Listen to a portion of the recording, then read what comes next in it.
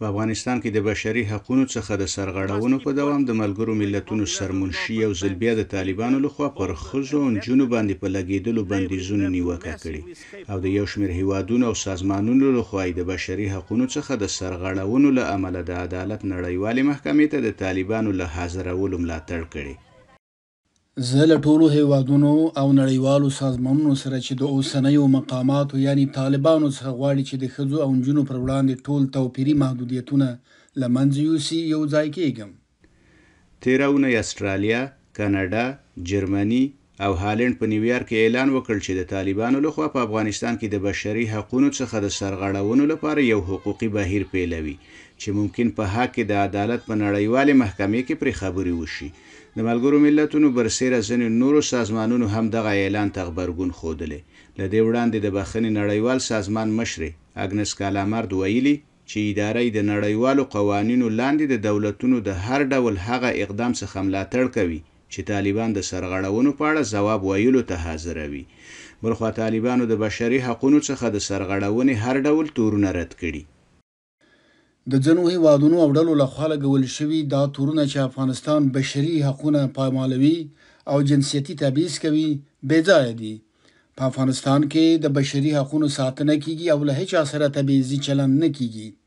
متاسفانه د یو څو تښتېدلیو ښځو په خبره د افغانستان په خلاف د پروپاګانډ خپرولو هڅه کیږي. پوښتنه دا ده چې د استرالیا، کاناډا، جرمني، هالند او نورو هیوادونو دا طرح څومره مهمه ده؟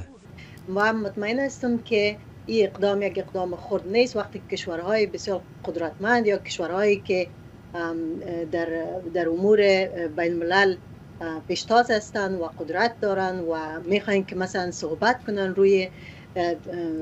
روی مسائل مربوط افغانستان، روی حقوق زنان، روی به اصطلاح منفی دانستن اموری که در افغانستان جریان داره از طرف طالبان، یک امر بسیار کلان است و بسیار ضروری است. یو شمېر نور شنونکي په افغانستان کې د نړیوالې ټولنې دا او ورته کړنې موثرې ګڼي.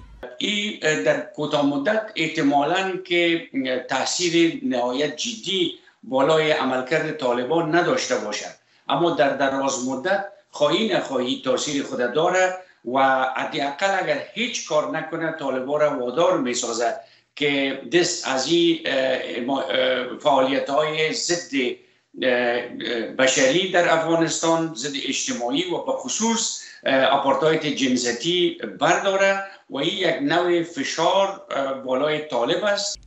د ملګرو ملتونو سرمنشي او نور نړیوال سازمانونه په افغانستان کې د بشري حقوقو څخه د سرغړونو موضوع د عدالت نړیوالې محکمې ته له وړلو څخه داسې مهال ملاتړ کوي چې د خوړو نړیوال پروګرام خبر ورکړی چې له هرو دریو افغان جونو یوی لومړنۍ دوره کې زده کړې نه دي بشپړې کړي.